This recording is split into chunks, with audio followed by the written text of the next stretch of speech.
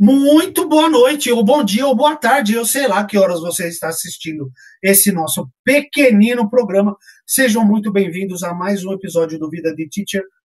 Hoje, infelizmente, não estamos ao vivo, porque certas pessoas têm compromisso, não sou eu, então vocês imaginem quem seja.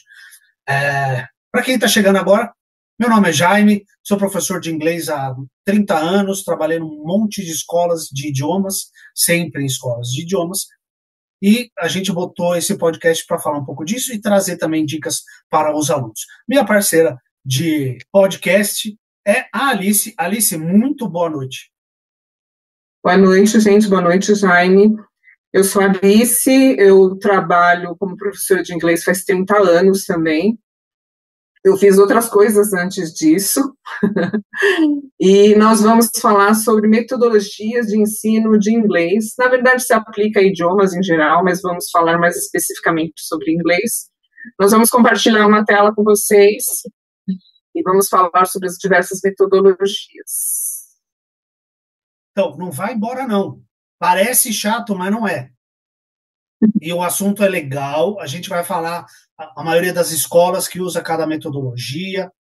Não é porque uma metodologia não funciona para um que não pode funcionar para outro. Então, fica aí e assista a nossa apresentaçãozinha. Então, vamos lá. Metodologias de ensino de inglês. Não é só de inglês, mas aqui a gente vai focar em inglês. Manda bala aí, Alice. Então, nosso primeiro... Direto ou tradicional? Gramática e tradução. Diga. Então, aqui a gente tem a língua materna é usada como ferramenta fundamental para o aprendizado da língua-alvo, ou seja, o inglês, e o inglês é trabalhado pelo professor com o aluno através de tradução de palavras de um texto, memorização de regras gramaticais e o vocabulário aprendido. Essa metodologia de ensino de inglês possui ênfase na leitura. E eu acho que todo mundo deve ter passado por algum momento nesse tipo de ensino, porque eu acho que é o que mais se aplica hoje em dia em escolas públicas, inclusive, e muitas escolas particulares também. O que é que você acha, Jair? Não, é exatamente isso. Quando a gente teve, pelo menos quando eu tive inglês na escola, e a minha filha tem inglês na escola hoje, na escola pública, é só tradução. Vamos ler um texto, aí abre o livro lá, a professora vai lendo e traduzindo. Assim, sei lá, eu, particularmente, não gosto, tenho dificuldade em entender que funcione, mas funciona para muita gente. Então, tem duas escolas muito conhecidas que utilizam essa metodologia, o Wizard e o Fisk, principalmente a Wizard acho que é hoje a que tem o maior número de alunos no Brasil, se não era, mudou. Eles usam essa metodologia, se eu não me engano, os 3 primeiros livros é tradução. Tradução. Funciona para algumas pessoas, né? E, como você disse, nas escolas públicas, com exceções, obviamente, a gente não pode afirmar que isso acontece em todas, mas a grande maioria é assim. Você não concorda? Qual é a sua experiência com essa metodologia? Concordo. E eu acho que essa metodologia é a mais confortável. Confortável não sendo eficiente, né? Por quê? Confortável porque o professor simplesmente vai traduzindo tudo e o aluno também fica confortável porque o professor traduz tudo e fica mais fácil para ele. Para você, por que não funciona esse método? Porque, assim, você falou que é confortável, obviamente, porque o português, aí no nosso caso, que é a nossa língua materna e dos alunos também, vira uma muleta. Você não precisa pensar em inglês. E na minha mísera opinião e experiência nesses 30 anos, se você quer ficar fluente em inglês, ou alemão, seja lá qual idioma que for, você precisa pensar nesse idioma. Porque, assim, imaginem vocês, você está lá e vai conversar com uma pessoa em inglês. Aí o fulano vira para você, what's your name? Aí você vai, bom, what é qual? Não, é o quê? E agora, é qual ou o quê? E esse is aqui, é. seu, name, nome. Ah, what's your name? Qual é o meu nome? Beleza. Aí você vai montar a resposta em português na sua cabeça e você vai ter que passar para o inglês. Obviamente que o what's your name, para quem já estudou, seja lá em qualquer escola, é fácil, é um exemplo besta. Mas imagine um diálogo mais complexo que você vai ter que ficar traduzindo, versando para lá e para cá, jogando do português para o inglês, do português para o inglês. Eu não acho funcional. Para mim, tem que pensar no idioma, senão não é fluente. Pode até se comunicar, não é que não pode se comunicar, mas não vai ter fluência. Concordas ou não? Concordo plenamente. E é uma coisa que nós vamos abordar nas metodologias seguintes, né? Na verdade, numa específica mais para frente, que contrapõe esse aqui, né? E, assim, um exemplo muito simples. Numa entrevista de emprego, ninguém vai ficar traduzindo as coisas para você. Numa viagem, ninguém vai ficar traduzindo as coisas para você. Então, você tem que estar... não tem fundamento você ter esse tipo de... esse conforto de tradução. Certo? E não faz sentido você pagar um curso para você aprender a traduzir. Traduzir você aprende sozinho. Sim, tá cheio certeza. De aplicativo, compra um dicionário e vai ser feliz, né? Uhum. Então, eu vou passar para o próximo. Você lê para o pessoal? Método direto, capacidade de comunicação, ou seja, totalmente diferente do outro. Propõe o desenvolvimento da capacidade de comunicação, enfatizando a habilidade de fala do aluno, o speaking. Esse método de ensino de inglês desincentiva o uso da língua materna e, para estabelecer a comunicação e a compreensão, prevê que o professor e alunos utilizem objetos e imagens para explicar os significados das palavras que não devem ser traduzidas. Não há aprofundamento linguístico. Isso é difícil, hein, para nós. Mas para o aluno é muito, muito melhor, talvez não seja a palavra, mas na minha opinião é melhor. Diga, o que você pensa desse método? Quando eu estava estudando esses métodos, esse aqui em especial, eu fiz um paralelo quando uma pessoa vai para um país estrangeiro, em que se fala inglês, e ele não sabe nada, por exemplo. Então, ele tem que aprender na marra. Ninguém vai explicar gramática, ninguém vai explicar nada. Você tem que aprender com convívio. Eu imagino uma situação parecida com isso. E exatamente o que você falou, que não havendo aprofundamento linguístico, chega um ponto que você simplesmente vai parar, você não consegue explicar mais coisas, simplesmente vão ser frases, diálogos, mas sem muita profundidade. Você vai viver de mímica, né, basicamente. Aí você vai lá no McDonald's, não vá no McDonald's, tá bom? Mas você vai lá no McDonald's, aí você fala hambúrguer. Eu não lembro se é uma propaganda ou se é uma lição de alguma escola que eu trabalhei. Mas é tipo assim, a pessoa treina, tipo, a hambúrguer. Ela vai no lugar que vende hambúrguer, aí fala hambúrguer. Rare, medium ou well done? Aí a pessoa, a hambúrguer. Porque ela só treinou aquilo. Ela não tem a menor ideia do que é o resto, entendeu? Exatamente. Aí ela vai para casa, aí ela treina lá a resposta. Aí ela volta, responde. Aí o cara fala, ketchup, mustard, não sei o quê. Não. Aí ela fala, qualquer coisa. Mano, e essa questão, isso, cara. Isso que você falou de ficar numa caixinha, né? Porque você não consegue sair da caixa. Então, é muito ligado com o primeiro método, né? De ficar só repetindo certas coisas, traduzindo, mas só repetindo.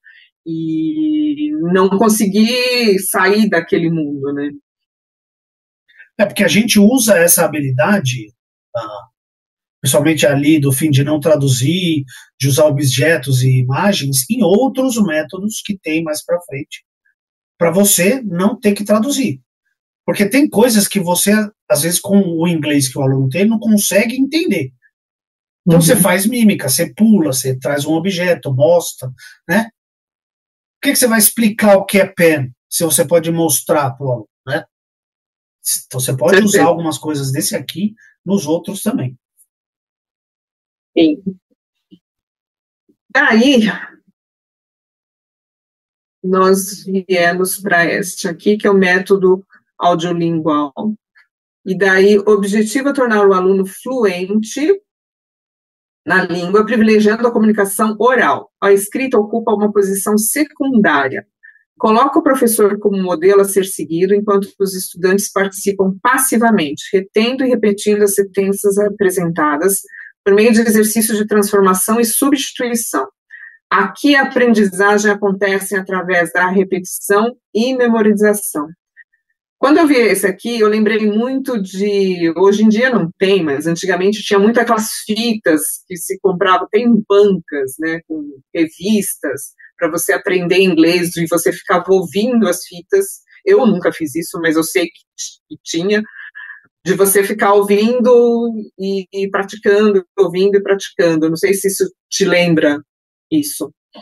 Tinha gente que ouvia esse negócio dormindo, porque achava que ia aprender. Uhum. Eu não sei, você já trabalhou no CCIA? Não. Não. Né?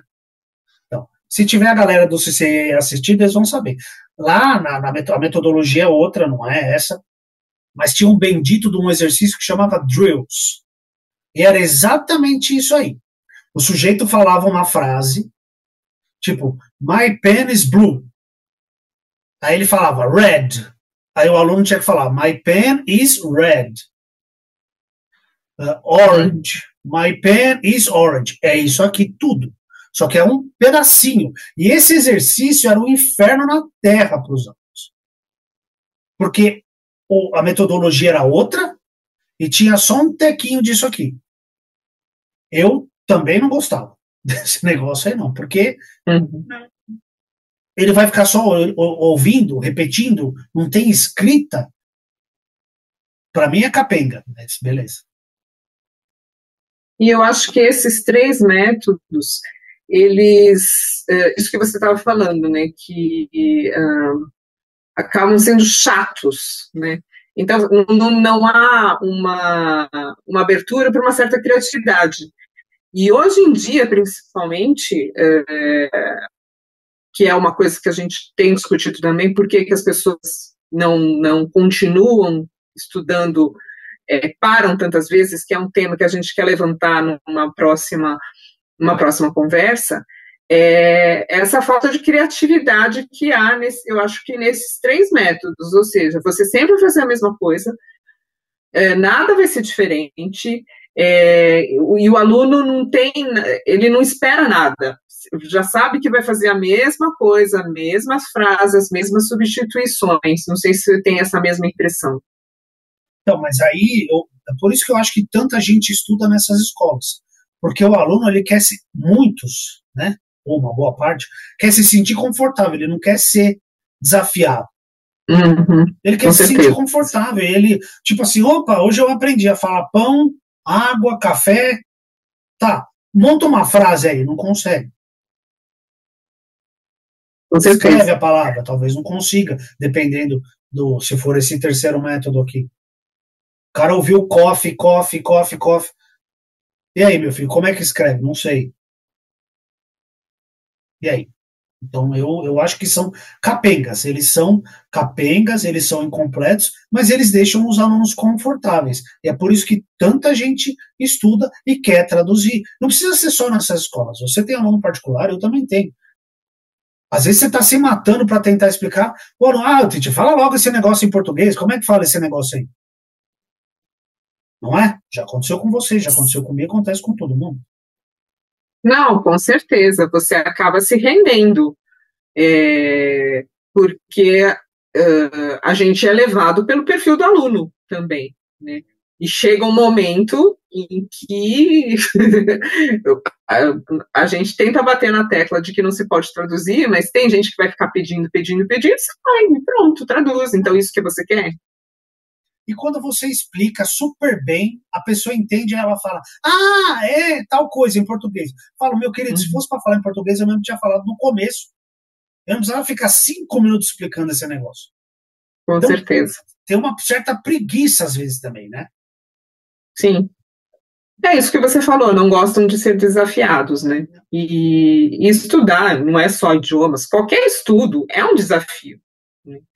E se não há esse desafio, eles ficam tranquilos naquele meio deles, né? Agora a gente vai no método que é mais moderno, digamos assim, com o qual nós trabalhamos, que é o método comunicativo. Você lê? O Communicative Approach, muito bem, sócio-interacionista. Tem o objetivo de desenvolver a competência linguística por meio da comunicação pautada na troca de experiência entre os indivíduos. Seu foco é voltado para as situações reais do uso da língua. É uma das metodologias de ensino de inglês mais atuais e defendida pelos PCNs, Parâmetros Curriculares Nacionais, para o ensino da língua estrangeira, ou de língua estrangeira, seja lá qual for. Cara, para mim é no-brainer, entendeu? Tipo, esse aqui funciona. Você vai colocar o sujeito na situação, você vai trabalhar as 3 habilidades igualmente. Não adianta só falar e não saber escrever. Não adianta escrever bem e não conseguir ouvir. Não adianta ouvir bem e falar mal. Tem que fazer as 3 coisas bem feitas. Senão, tá estudando para quê? Né? Diga aí. Sim. Então, para quem não conhece, né, quem não é do meio, o que é o método comunicativo? Como está falando aqui, de uma maneira muito simplificada, você já trabalha com situações que você poderá viver em inglês e depois você vai ter um embasamento estrutural, gramatical, então ele é completo, você não lida só com uma habilidade, você não vai só escrever, você não vai só falar, você não vai só ouvir, você vai trabalhar com tudo, porque essa vai ser a sua realidade, seja lá profissional, seja lá como um turista, e aquilo que eu comentei dos outros 3, aqui você tem abertura para criar diversas coisas, diversas maneiras de ensinar, né? E daí ele está dividido em algumas abordagens que eu vou passar agora para a gente comentar um pouquinho. Então, aqui tem abordagem natural. O tempo da aula é primariamente dedicado a fornecer input, conjunto de informações lexicais e gramaticais que o aluno recebe para a aquisição da língua. O professor só fala em inglês na sala de aula e corrige apenas os erros dos alunos se eles atrapalharem seriamente a comunicação. Você quer comentar, Jaime? Então, nessa parte aí, você não está preocupado em erro gramatical muito incomum. A não ser que seja um treco absurdo, um erro de concordância, e aí você dá uma corrigida, mas a função, a intenção do exercício, da abordagem, é fazer o aluno se comunicar. Não é que você Sim. não vai corrigir depois, entenda. Nesse momento da aula, nesse ponto da aula, você quer o quê? Você quer que o aluno se solte. E que ele vá o mais longe que ele consiga com as ferramentas que ele já tem no inglês. E depois, pelo menos é como eu faço. Bota os cabecinhas para falar, deixa falar, vai escutando, pode até anotar. Depois que acaba o exercício, vai na lousa e anota os principais, fala, ó, isso aqui é assim, assim, assado. Pelo menos é assim que eu faço. Diga o que você acha. Não, perfeito, exatamente isso que eu faço. E acho que essa questão de por que não ficar corrigindo, para não atrapalhar a fluidez deles. Porque, como diz o nome do método, é comunicação. E daí, como o Jaime falou, você vai coletando os problemas e faz um apanhado geral para apresentar para eles onde que eles tinham cometido os erros, né? E a melhor maneira, assim, por experiência própria nossa, é a melhor maneira para se aprender, a melhor maneira para ensinar, inclusive, para nós também. Eu acho que é muito gratificante ensinar dessa maneira, de uma maneira natural, sem criar artifício, sem criar monotonia, né? Porque imagina se você está dando uma aula de básico 1, básico 2, se a cada erro do aluno você parar, você vai inibi-la. Você vai constranger a pessoa na frente de todo mundo, porque imagina, cometeu 4 erros numa frase com 5 palavras, aí ferrou. A frase inteira está errada, mas ele conseguiu se comunicar, passou a ideia, passou. Um erro de pronúncia, um trequinho aqui, outro ali, depois você corrige, pô. Deixa o sujeito falar, né? Com certeza. Daí nós temos abordagem comunicativa, e o professor busca desenvolver no aluno o entendimento funcional das estruturas gramaticais para que ele possa se comunicar. O educador deve ter cuidado com a escolha das atividades para desenvolver no estudante fluência e não apenas competência gramatical. Aqui, então, na verdade, é assim, eu acho que todas essas abordagens é uma questão de diferentes ordens, né? Na verdade, o jeito que se dá, o jeito que ocorre o ensino é o mesmo, só que você muda a ordem de alguma coisa. Então, aqui está se apresentando uma estrutura gramatical e depois vai se para vai se desenvolver isso, na verdade, né? Diferente daquele do outro, do anterior. Não sei se você concorda comigo, dessa minha visão. Eu acho que tudo depende do objetivo que você tem para cada exercício, entendeu? Tem exercício, ponto da aula, que o importante é se comunicar, então você não vai focar na parte gramatical. Tem exercício, tem parte lá do livro que o ponto é ensinar o present perfect para os cabecinhas. Então você vai dar um input, você vai colocar tudo, é assim, assim, assim, e aí você vai prestar atenção, mas não necessariamente corrigir enquanto eles estão produzindo. Produz um pouco, você viu que a coisa está feia? Para, corrige de novo, volta lá, explica outra vez, vamos de novo. Tem que sentir também, né, como que está a aula, como que estão os alunos, como está o seu tempo, que o professor tem um sério problema com o tempo, a gente está sempre correndo atrás do rabo. Então, depende para que o exercício existe e o que você quer conseguir com ele. Com certeza. É exatamente isso que você falou. Depende do tópico, depende em que momento que você está na aula. E, assim, só para deixar mais claro, por exemplo, você não necessariamente vai falar que você vai ensinar tal tópico. Então, no método comunicativo, geralmente você vai trabalhando e, de repente, o aluno percebe que ele está fazendo aquilo. Entendeu? Você não vai chegar para a sala e falar assim, vamos estudar passado, por exemplo. Não. Alguma coisa faz com que você leve para o passado. Por exemplo, você começa a falar de alguma coisa que você faz, um exemplo muito simples. O que você faz no seu tempo livre? Então, você vai falar do presente. Tá. Aí ontem você fez isso, na semana passada você fez aquilo, e daí começa a ajudá-los, conduzi-los, né? O professor é sempre um facilitador nesse caso, né? Em todos os casos, né? O professor é um facilitador, o professor não é a estrela da aula. Sim. E não é a pessoa que tem que dar as respostas, né? Abordagem baseada em tarefas. Lê, por favor. Task-based learning. Enfatiza o uso da língua como principal elemento para a aprendizagem de línguas estrangeiras. O professor designa uma tarefa para os alunos realizarem usando os conhecimentos linguísticos e comunicativos que ele já possui.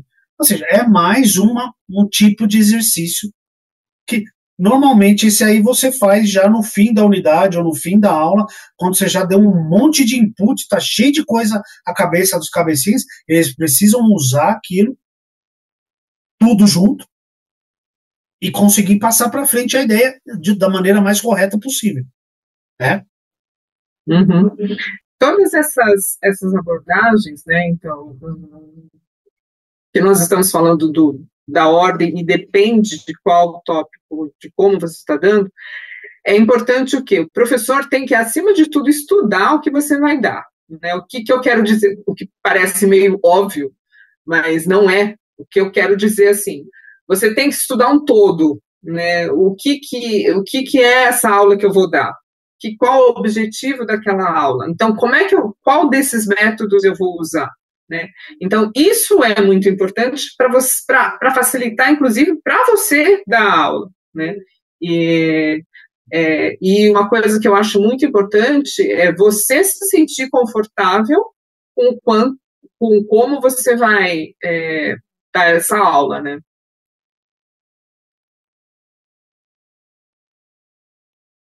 E vamos para a última abordagem, que é essa aqui, a abordagem comunicativa intercultural.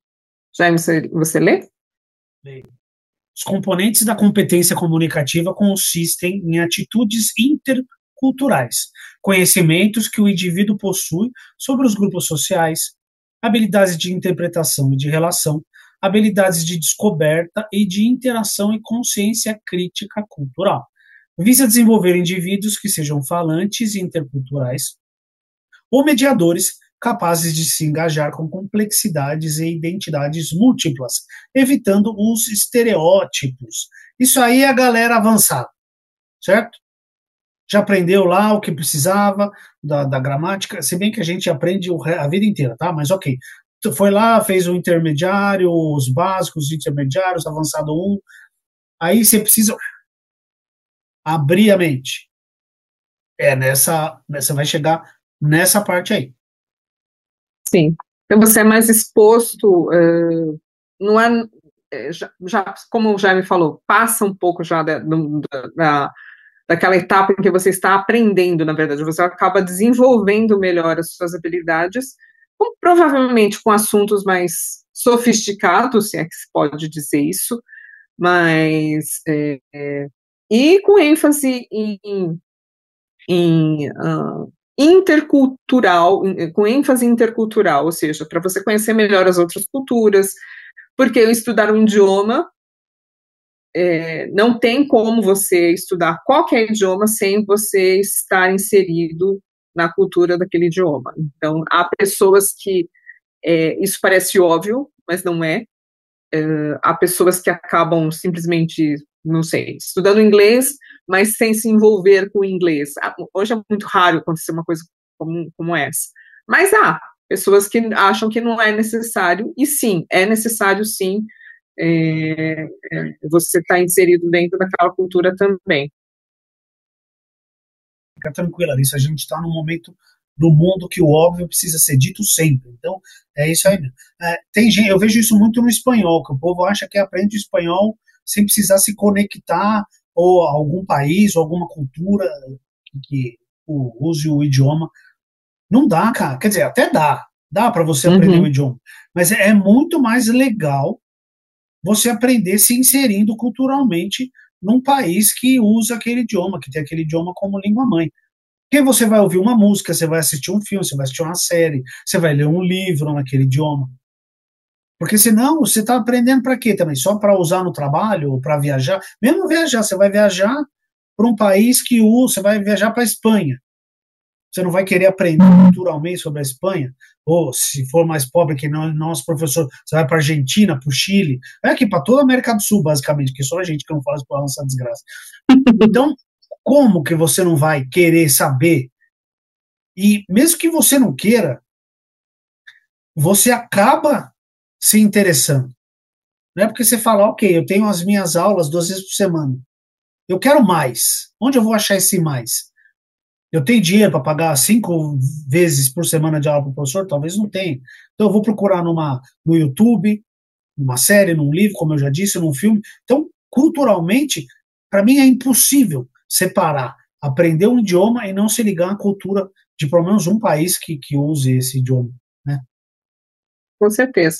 Eu acho que um exemplo muito bom hoje em dia são os videogames, né? Que assim, eu tenho alunos que aprenderam um tanto de inglês por causa dos videogames, né? E às vezes não tem essa consciência, é muito engraçado isso, que você vai fazer um teste de nivelamento, ele fala, nunca estudei inglês, a única coisa que eu faço é jogar videogame. Daí você vai conversar com ele e ele se descobre, nossa, eu conheço, eu sei. E é exatamente isso que você falou, você tem que ter alguma coisa que te dê prazer naquele idioma. É muito difícil você aprender sem ter algum gancho, né, naquele idioma. É o que a gente vai falar na próxima live, talvez, ou em alguma próxima. Isso aí entra no porque o pessoal para de estudar, mesmo. Uhum. Não tem como você não ligar culturalmente ao idioma que você está estudando. E te ajuda a entender uma série de coisas, né? Com certeza. É isso. Não. E outra, você vai aprender o idioma de verdade. Porque você sabe muito bem, o português que a gente aprende na escola é um, o português que a gente usa no dia a dia é quase outro. Sim. Tem gírias, tem dialetos, tem sotaques, tem um monte de coisa que interfere no idioma.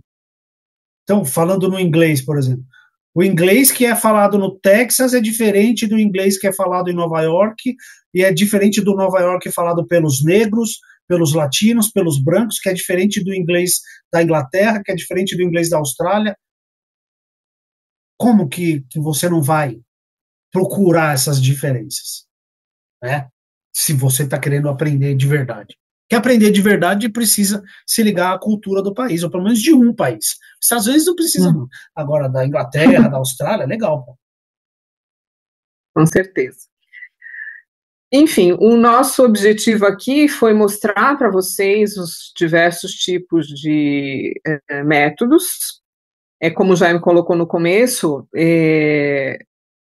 cada um deve descobrir, como professor ou como aluno, qual é o seu método, qual é o melhor que cabe para você, né? Claramente, nós dissemos qual é o nosso favorito, digamos assim, mas os outros são usados até hoje, né? E há público e há professor que se encaixa nesses métodos, né? E a gente acha que tudo funciona para todo mundo. Eu vou contar uma passagem que eu tive numa escola que eu trabalho, que eu não vou falar qual é, obviamente. A menina estava fazendo o básico 1 pela 5ª vez. E você sabe, ninguém faz o básico 1 2 vezes. Muito menos 5 vezes. Aí, a 5ª vez ela foi minha aluna, ela chegou, teacher, eu falei, olha, meu anjo, faz o seguinte, tenta outra escola, cara. E outra metodologia, não adianta você ir para outra escola com a mesma metodologia. Obviamente, essa metodologia não funciona para você. Porque você não é uma menina burra, você é inteligente. Se você não consegue aprender, é porque a metodologia não está encaixando com as suas habilidades de aprendizado. Assim, era uma coisa que a diretora tinha que fazer, não era eu que tinha que fazer, mas ok, a escola só pensa, bom, paciência, só pensa em não perder o aluno. Então, assim, não é porque a gente não gosta de trabalhar com determinada metodologia que ela não vai funcionar para o José, para o Manuel e para a Maria. Né? Inclusive quando a gente dá aula particular, porque a gente dá aula particular, a gente costuma usar a metodologia que a gente gosta e que a gente acha que funciona. E às vezes você dá aula e a pessoa não aprende. Mas você fala, não é possível. É possível. Talvez aquela metodologia não funcione para aquela pessoa. Cabe ao professor também ver isso, principalmente em aulas particulares. Com certeza. Mas, enfim, é isso aí. Perdão. Não, só para terminar, achem a sua metodologia, experimentem, pesquisem, perguntem, não vão fazer matrícula por impulsão ou contratar um professor particular por impulsão. Pede para fazer uma aula demonstrativa, pede ver se aquele método serve para você, tá? É isso que acho que é a dica principal. Principal dica, então é uma escola muito boa que faz isso, trata os alunos com respeito, pensa individualmente em cada um, chama Idiomas Já. Vai lá no Instagram. Me procura, pessoal. Recomendo. Muito bem, então acabamos de compartilhar a tela, Hélice, para a gente ir para as nossas dicas da semana. Hoje vamos começar com a Alice. Ela tem uma dica de filme ou série, eu não sei.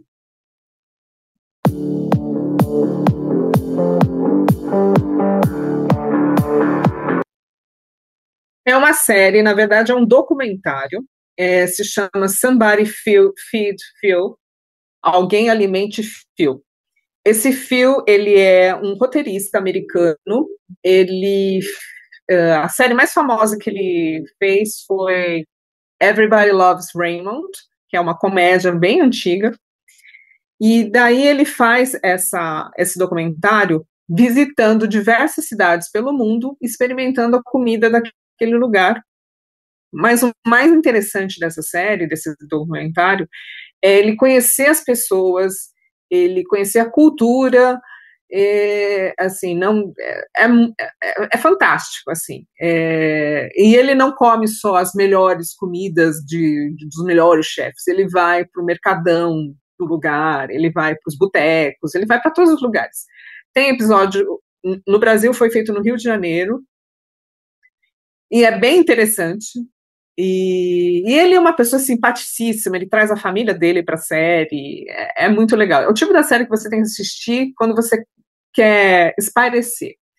E um dos melhores episódios é em Cape Town, na cidade de Cabo, quando ele entrevista o neto do Nelson Mandela. É, assim, sensacional.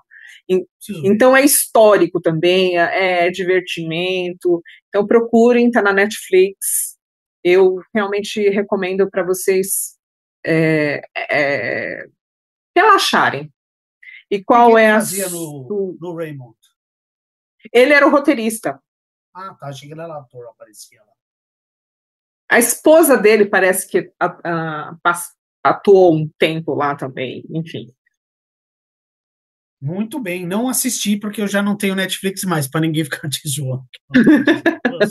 Mas terá em algum dia de novo. Em algum momento. Assista aí, pessoal, comenta depois se vocês assistiram e se acharam legal. Agora vamos para a minha dica de livro.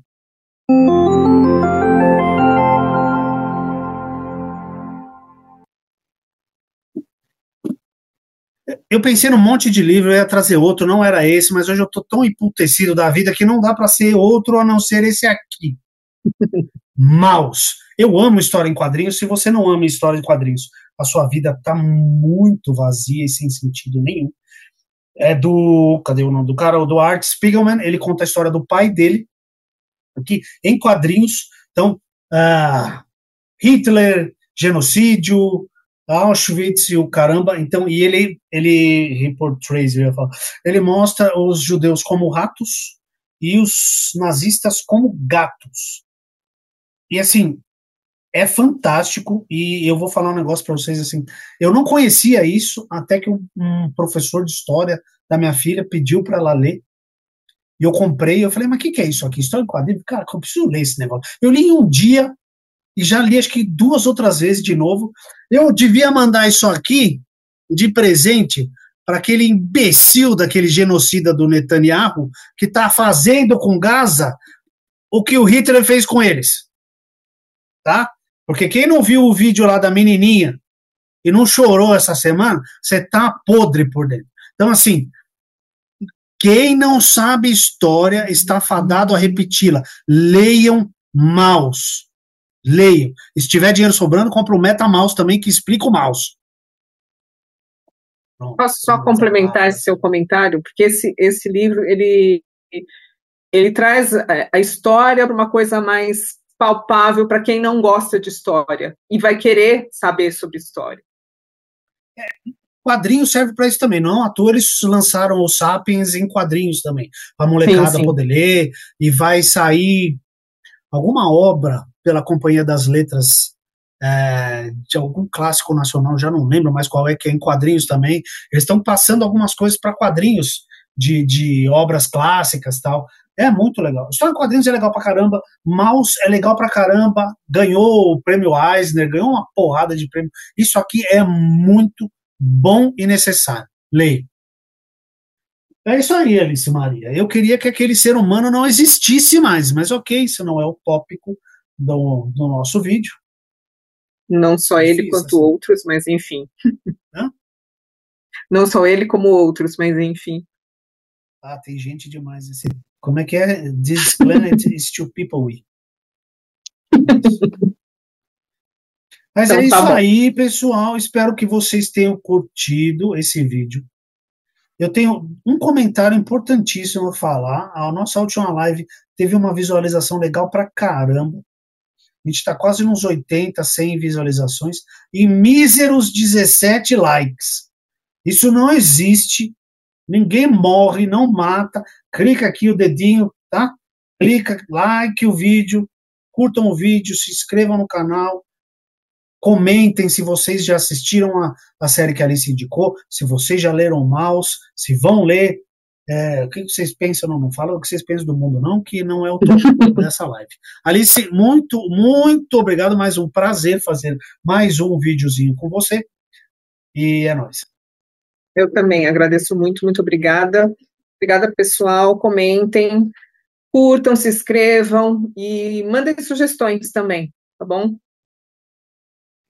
Isso, mandem sugestões do que vocês gostariam de ver aqui, dúvidas de inglês, dúvidas sobre aulas, que a gente puder e souber, a gente vai responder. É isso aí. Na semana que vem, dia 1º de novembro, estaremos de volta ao vivo aqui, às 8h30, na sexta-feira. Um beijo, um abraço. Presta atenção, tem votação domingo, hein? Não esqueça do seu título de eleitor, do seu RG e da sua classe social, hein, pessoal? Um beijo, até a semana que vem. Beijo, tchau.